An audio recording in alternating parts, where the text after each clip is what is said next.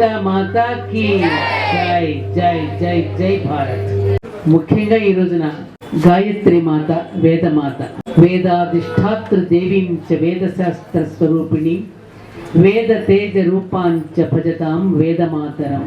ముఖ్యంగా అక్కడ ఆంజనేయ స్వామితో నిరంతరము అర్చన చేస్తున్నటువంటి అర్చక స్వామికి, మిగతా ఉపాలయాలు నిరంతరము అర్చన చేస్తున్నటువంటి అర్చక స్వాములకి, గాయత్రి మాత సన్నిధిలో వారి పాద సన్నిధిలో అర్చక వహిస్తున్నటువంటి ఆ బ్రహ్మకు ముఖ్యంగా నేను పాదాభివందనం చేస్తూ, సీతా ద్రౌపది ప్రతీకలైనటువంటి మాతృమూర్తులందరికీ నా హృదయపూర్వక శుభాకాంక్షలను తెలియజేస్తూ, ఒక అద్భుతమైనటువంటి వ్యక్తి, ఒక ఉన్నతమైనటువంటి వ్యక్తి, ముఖ్యంగా మా ప్రాంతం నుంచి ఇక్కడికి వచ్చినటువంటి వ్యక్తి, మా అమ్మ లలితాదేవికి ప్రతీకగా కూర్చున్నటువంటి తెలిసి బాలగారికి పాదాభివందనం చేస్తూ, అక్కడ ఎంతోమంది పెద్దలు అక్కడ కూర్చుని ఉన్నారు నా ఎదురుగా.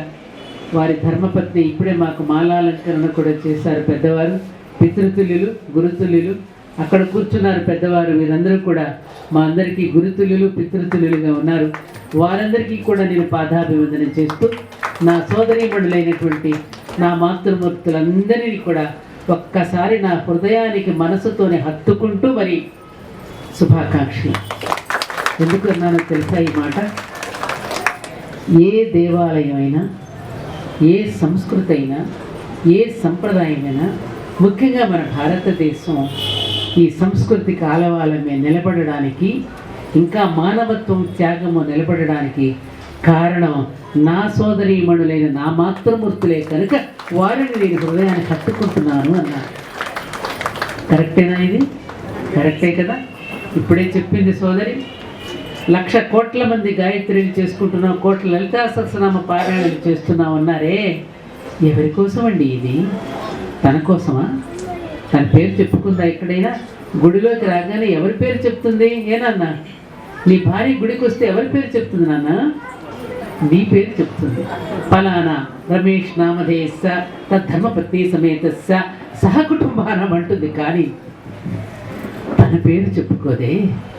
అటువంటి గొప్ప మహిళ, మహిమాన్వితమైనటువంటి మహిళా శక్తి ఈ ఒక్క భారతదేశానికే చెందిందమ్మా.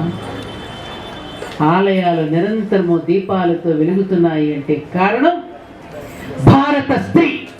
గుర్తుపెట్టుకోండి.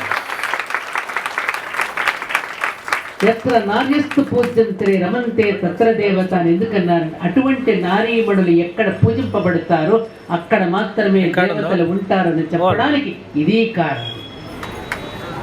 ఆ తల్లి తన కోసం ఏమీ చేసుకోదు.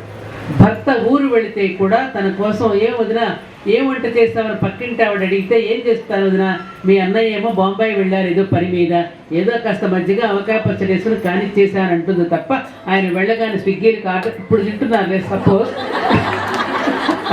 ఇప్పుడు మార్పులు వచ్చేసాయి, కానీ అసలు తిన్నావా? ఎప్పుడన్నా మన కోసం మనం చేసుకున్నావా? మన కోసం అంటూ మనం ఏమైనా సుఖభోగాలు అడిగామా? అడగలా.